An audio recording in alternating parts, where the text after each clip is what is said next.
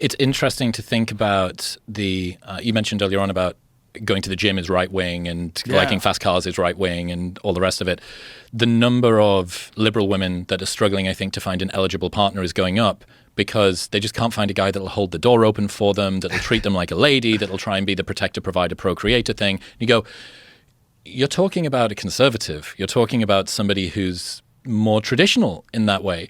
And I get worried, I sort of talk a lot about this stuff on the show, and I get worried about not helping men to improve in this sort of zero-sum view of empathy, that if you give some attention to men and the way that they're struggling, that it takes it away from some other more deserving group. So a lot of the time, if someone's falling behind, 50 years ago, Title IX gets introduced, right, for women. There's not enough women in higher education. There's not enough women expediting them through socioeconomic status. 50 years later, they've blown the fucking roof off the glass ceiling. It doesn't exist. 2 women for every 1 man completing a 4-year US college degree by 2030.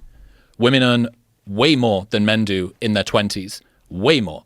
And now, it's going to be difficult for you to find an eligible partner as you begin to climb up your own socioeconomic ladder, as you get higher and higher up. You look across and there are fewer and fewer men over there.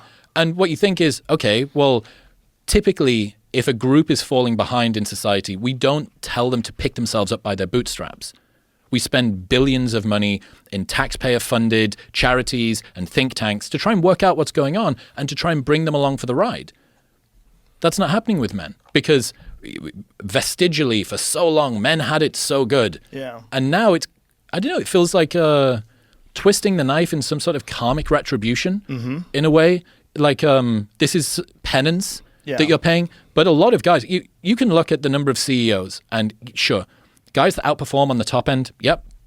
But that's not necessarily due to privilege. It's because putting yourself in that position to do what you need to do to get yourself to the position of being a founder, being a CEO, running a successful company is so fucking insane that most women would just choose to not go and do that. You're talking about outliers. Evolutionary psychology says that men are nature's playthings, that there's more variability. There's more male geniuses, but there's also more male retards.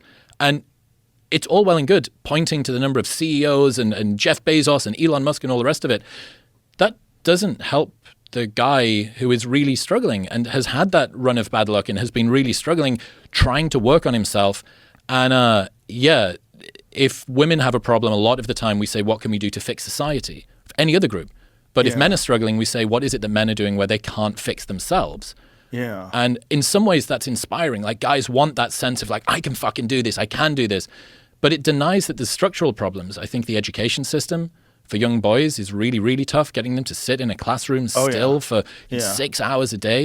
It seems like females are just better at doing that. Young girls are more effective at a sort of brain-based economy, highlighting and planning ahead of the homework that they've got to do and the assignments and stuff like that.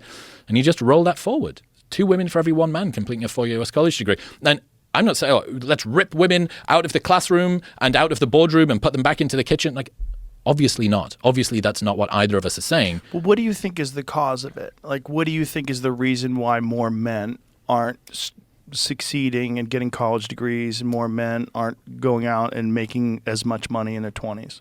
I think that the current environment does not necessarily lend itself to the disposition that men have got.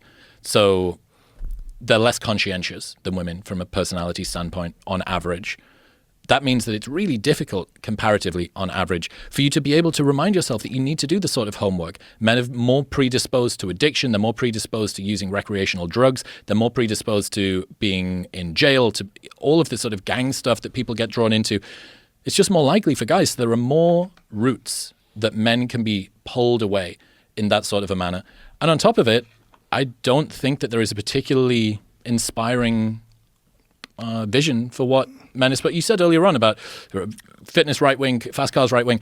There was this thread on Reddit, I think in a left-leaning forum, that said, people of the left, can you give me a good example of who you think a positive male role model would be? And the top voted one was Aragorn from Lord of the Rings. What about Fabio? You've had to go to a fantasy land in order to be able to find somebody who's sufficiently pure.